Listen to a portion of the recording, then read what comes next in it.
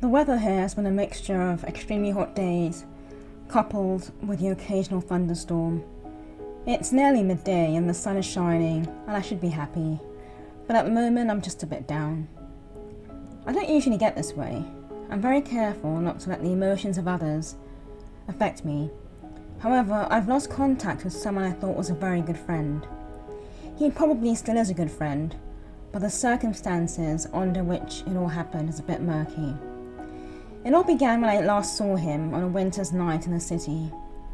Something he'd said to me previously troubled me, and I thought it best to ask him. "Are you happy?" It was 3 simple words. 3 words that I now kind of regret. 3 words that have caused so much anxiety, pain, and frustration. My friend admitted he wasn't. He had also previously described his life as being average and not great. That description felt oddly useless and hopeless. He said he wanted to do so much more in his life. I wasn't sure what was stopping him. But I didn't make any suggestions. All I did was listen to him.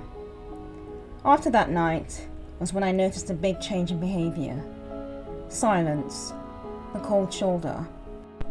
The same person who was always excited to see me and hang out suddenly was silent. I thought at first it was because he was busy with work and life. I was quite far away, but even now the silence persists and it's very awkward. My confusion was only heightened when I received a strange email from him saying he was embarrassed to see me again. He'd been raised to be strong and shown no emotion, and suddenly he felt weak by his admission that his life was not what he expected.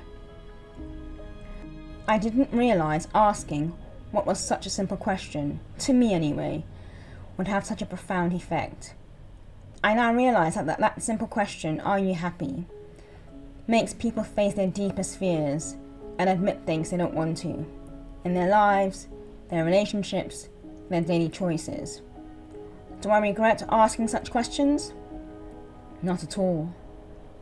I will always ask my friends about their mental health, whether or not they want to hear it.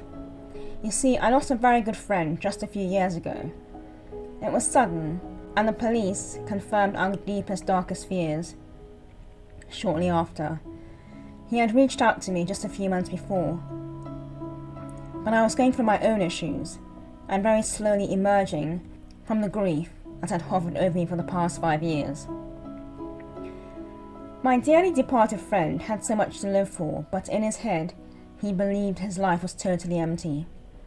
I do think that if enough of us had made time to see him, speak to him, spend time with him, he would have opened up and we could have come up with a plan or interrupted his thinking. His parents are the most understanding and supportive people I've ever met. There would have been no judgment from them. Now, I have another friend going for the same thing, who is almost a shadow of himself. I guess I learned to channel any emotions or issues I was experiencing into my writing, my books, and my reading. That was what saved me and continues to do so. They keep the bad thoughts at bay. When the world stops making sense to me, I retreat into my own little world. My characters don't let me down, and if they do, it is usually on my say-so. I find the world of humans terribly confusing. What to say, what not to say, when you're going to offend people. It's an absolute minefield. In the meantime, should I mind my business? Should I keep silent? Should I stop asking questions that will potentially make them uncomfortable? Never. Silence kills.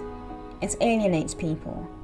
I'd rather my friends realise the truth and take steps towards protecting themselves than pretending everything is fine. Pretending to be fine is what gets so many of us in trouble. It makes me wonder when voicing your own emotions became so toxic. When did writing in a journal become such an effeminate thing? Those of us who do these things don't do it just for the enjoyment of it. A lot of it is for survival, to keep us moving in this chaotically noisy world.